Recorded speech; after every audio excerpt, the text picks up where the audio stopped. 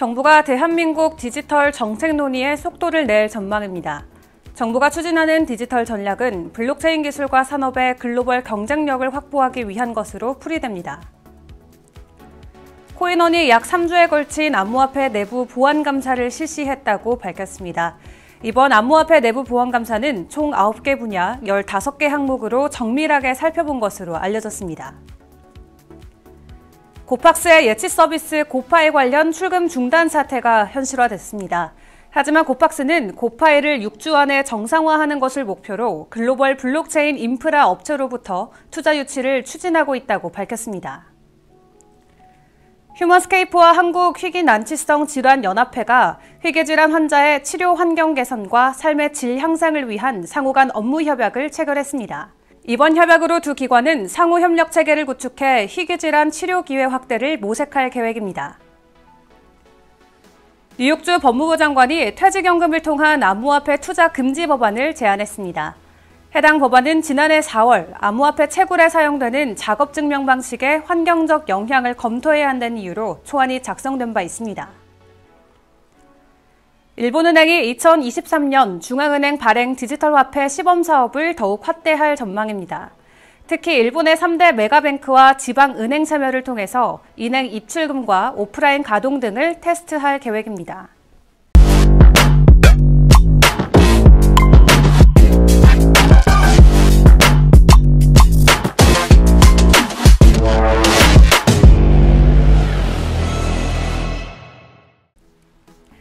안녕하세요. 11월 25일 금요일의 블록체인 투데이입니다. 기관 투자자들이 암호화폐 장기적 잠재력을 보고 1년 내내 구매하고 있다는 조사 결과가 나왔습니다.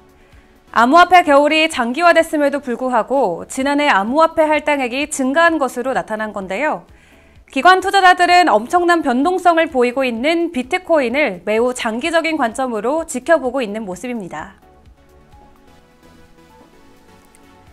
오늘 블록체인 업계 주요 소식입니다. 정부가 각 부처별 역량을 모아서 대한민국 디지털 정책 논의에 속도를 낼 전망입니다. 과학기술정보통신부는 제15차 정보통신전략위원회를 정부 서울청사에서 개최했다고 밝혔는데요. 회의에서는 대한민국 디지털 전략의 분야별 세부 내용을 담고 있는 블록체인 산업 진흥 전략, 인공지능 초인류 프로젝트 추진, 디지털 플랫폼 발전 방안 등에 대한 논의가 이루어진 것으로 알려졌습니다. 먼저 메타버스와 웹3 등과 같은 디지털 기술 환경 변화에 대응하고 디지털 신질서 정립의 신뢰 기반이 될 블록체인 산업 진흥 전략을 심의 의결했는데요. 이번 전략은 블록체인 기술과 산업의 글로벌 경쟁력을 확보하기 위한 것으로 산업 고도화를 위한 핵심 기술 개발과 검증을 추진하는 것을 주요 내용으로 하고 있습니다. 또한 과기정통부는 향후 관계부처 협의를 거쳐 연내 발표할 계획인데요. 이를 위해 보다 체계적으로 국가 디지털 혁신을 추진하기 위해 과기정통부 장관을 반장으로 하고 관계부처 1급 그리고 민간 전문가가 참여하는 범정부 디지털 전략반을 구성하고 운영하기로 했습니다. 암호화폐 거래소 코인원이 약 3주 안에 걸친 암호화폐 내부 보안 감사를 실시했다고 밝혔습니다. 이번 암호화폐 내부 보안 감사는 최고 정보보호 책임자가 총괄하는 보안감사팀 주관 아래 상장, 컴플라이언스, 자산관리 등 암호화폐 전산 시스템 유관 부서를 대상으로 진행을 했는데요. 약 3주에 걸쳐 정책 수립, 위험 관리, 물리 보안, 인증 및 권한 관리 등 총 9개 분야 15개 항목을 정밀하게 살펴본 것으로 알려졌습니다. 코인원은 정보통신망 이용 촉진과 정보 보호 등에 관한 법률과 내부 관리 지침 등에 따라 매년 한 차례 이상의 내부 보안 감사를 진행하고 있는데요. 이와 관련해 차명훈 코인원 대표는 최근 발생한 글로벌 이슈로 인해 거래소 운영과 관리 체계에 대한 투명성 요구가 커지고 있다며 철저한 내부 통제와 준법 감시 체계를 통해서 시장의 건전성을 높이고 투자자 신뢰를 높이는 데 앞장서겠다고 전했습니다. 국내 암호화폐 거래소 고팍스의 예치 서비스 고파이 관련 출금 중단 사태가 현실화됐습니다. 앞서 고팍스는 홈페이지 공지를 통해 고정형 고파이 상품 투자금 상환을 잠정 중단한다고 밝혔는데요. 지난 24일은 고팍스 고파이 비트코인 고정 31일 상품 만기에 따른 이용자들에 대한 첫 원금과 이자 상환일이었습니다. 하지만 투자금 상환을 잠정 중단함에 따라 이날 오전 10시 30분까지 지급돼야 했던 원금과 이자 지급은 물론 남은 고정형 상품에 대한 투자금 반환이 언제 이뤄질지 불투명해진 상태인데요. 고팍스는 현재 진행 중인 고파이 상품은 제네시스 글로벌 캐피탈 상환 잠정 중단으로 인해 지급이 지연될 예정이라고 전했습니다. 더불어 고팍스는 고파이를 6주 안에 정상화하는 것을 목표로 글로벌 블록체인 인프라 업체로부터 투자 유치를 추진하고 있다고 밝혔는데요. 고팍스는 유동성 공급을 포함한 협력 방안의 하나로 해당 업체와 투자 의향서를 체결했다고 밝혔습니다. 휴먼스케이프와 한국희귀난치성 질환연합회가 희귀질환 환자의 치료 환경 개선과 삶의 질 향상을 위한 상호 간 업무 협약을 체결했습니다. 이번 협약으로 두 기관은 상호 협력 체계를 구축해서 희귀질환 치료 기회 확대를 모색할 계획인데요. 희귀질환 환자들이 치료 여정 전반에 겪게 되는 미충족 수요를 해결하고 연구를 활성화하는 것을 목표로 합니다.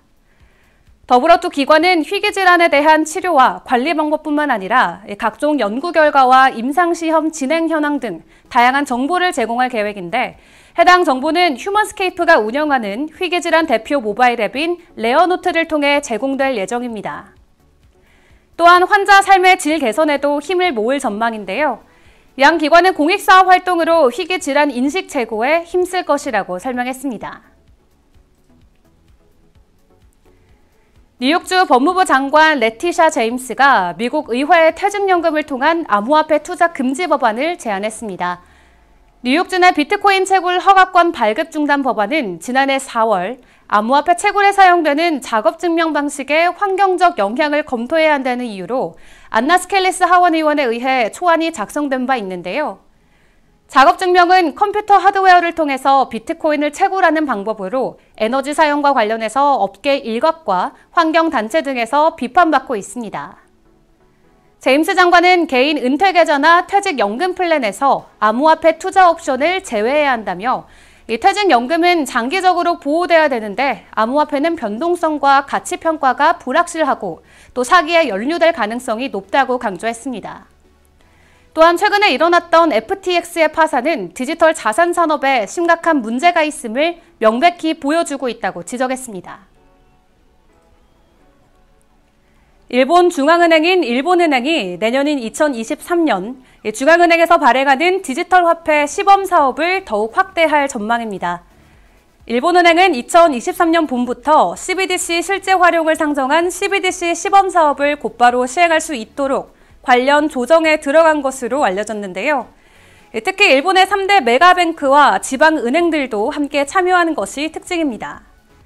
대형 은행 참여를 통해서 은행 입출금과 오프라인 가동 등을 테스트할 계획인데 이와 관련해 3대 메가뱅크로 불리는 미즈호은행, 미쓰비시 UFJ은행, 미쓰이즈 미토모은행 등도 환영의 입장을 밝혔습니다. 또한 일본은행은 2년 정도 시범 사업을 진행한 뒤 이 종합적인 평가를 거쳐서 2026년 디지털 엔화 발행 여부를 최종적으로 결정할 예정인데요. 이에 대해 구로다 하루히코 일본은행 총재는 당장은 디지털 엔화 발행 계획이 없지만 2026년까지 디지털 엔화 발행 여부를 판단할 수 있을 것이라고 언급했습니다. 이번 암호화폐 시장의 붕괴가 회복 가능하다는 진단이 나왔습니다. 체인얼리시스는 암호화폐 시장은 FTX 파산보다 심각성이 더 큰 마운트 곡스 해킹 사태 속에서도 살아남았다고 전했는데요. 또한 암호화폐 시장의 펀더멘탈이 오히려 예전보다 지금이 더 견고하다는 설명입니다. 더욱더 자세한 비트코인 전망과 차트 분석은 월요일 정오에 방영되는 블록체인 투데이 플러스에서 함께하겠습니다. 그럼 소통의 시간에 만나요.